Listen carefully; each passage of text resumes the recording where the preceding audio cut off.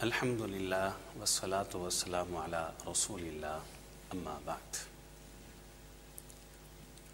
انسان کا یہ جسم اور یہ وجود جو اللہ نے پیدا فرمایا ہے، اس انسانی جسم کے لیے میری یہ بات یہ پورے دعوے سے کرتا ہوں کہ انسانی جسم کے لیے دنیا کی کسی خوراک، دنیا کے کسی پھل، دنیا کے کسی فروٹ، دنیا کی کسی میڈیسن کے اندر اللہ تعالیٰ نے وہ طاقت، وہ قوت، وہ انرجی، وہ توانائی نہیں رکھی۔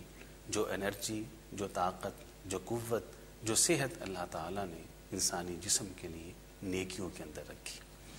نیکی کرنے سے انسان کو جو توانائی ملتی ہے وہ کسی چیز سے نہیں ملتی۔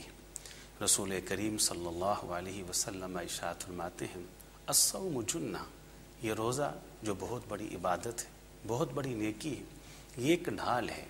یہ ڈھال کس سے ہے؟ یہ جہنم سے بھی ڈھال ہے۔ یہ ڈھال کس سے ہے؟ یہ گناہوں سے بھی ڈھال ہے۔ لیکن حضرات، الصوم جنہ، یہ روزہ بیماریوں سے بھی ڈھال ہے۔ یہ روزہ انسانی جسم کو بیماریوں سے محفوظ رکھتا ہے۔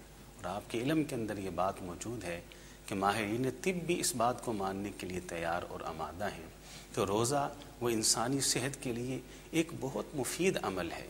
روزہ رکھنے سے انسان بے شمار بیماریوں سے محفوظ رہتا ہے، بلکہ انسان کا یہ پیٹ اور معدہ وہ تو پورا سال یہ دعا کرتا رہتا ہے کب رمضان کا مہینہ آئے اور مجھے کچھ آرام ملے اور مجھے بیماریوں سے نجات ملے۔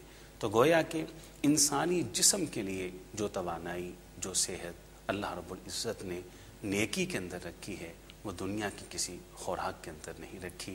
الا بذکر اللہ تطمئن القلوب، بار بار اللہ قرآن کے اندر ارشاد فرماتا ہے کہ دلوں کا اطمینان ذکر الہی کے اندر ہے، روح کا اطمینان وہ ذکر الہی کے اندر ہے۔ تو حضرات، اپنے آپ کو نیک بنائیے۔